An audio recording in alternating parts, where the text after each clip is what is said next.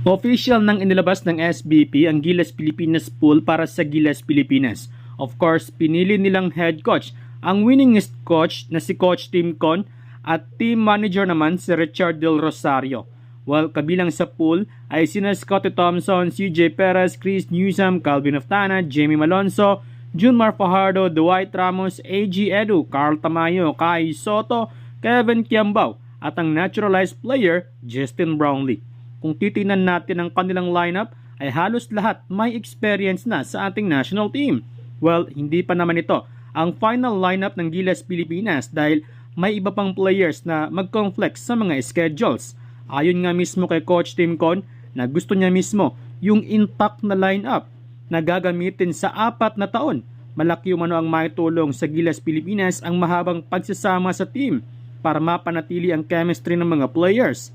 Sa ngayon kasi ay questionable pa sa Gilas Pilipinas etong si Kevin Kiambao dahil nagka-interest umano sa kanya ang United Arab of Emirates. Habang si Justin Brownlee naman ay wala pang inilabas na final na decision ang FIBA sa problemang kinakaharap nito sa ngayon.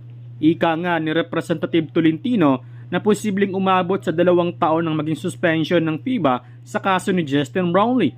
Hope na maging okay ang resulta sa kaso ni Brownlee, Dahil alam naman natin ang kalidad ng isang Justin Brownlee na isang all-around player at adapt na ang sistema ng Philippine basketball. Bukod pa dito ay may napatunayan na rin itong si Brownlee pagdating sa basketball. Binuhat niya ang Hinebra sa magkasunod na kampyonado, gold medal sa SEA Games, tapos gold medal sa Asian Games. Kaya di natin may pagkaila na mahalaga ang presensya ni Justin Brownlee. Sa katunayan nga ay hindi nga nakaabot sa finals ang Hinebra sa ngayon dahil hindi nga si Brownlee ang kanilang import at ang masakla pa doon ay winalis lang sila ng SMB. So yun, malaki ang tiwala ng mga Filipino fans dito kay Coach Tim Con lalo na sa pagbuo ng team na walang favoritism. Ayon nga mismo kay SBP President Al Panlilio na excited na umano siya sa mga plano ni Coach Tim Con para sa ating national team.